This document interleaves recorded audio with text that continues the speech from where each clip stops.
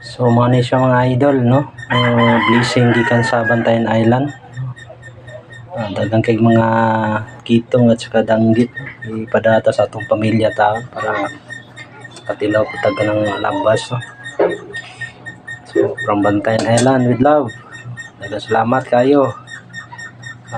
Shout out ya kay Bro Giliboy, kay Father, Kang Mother, usaban akong mga igsoon diha, no? Kaya salamat kasi sa inyong suporta, no? Sa grasya nga gihatag karon. So thank you.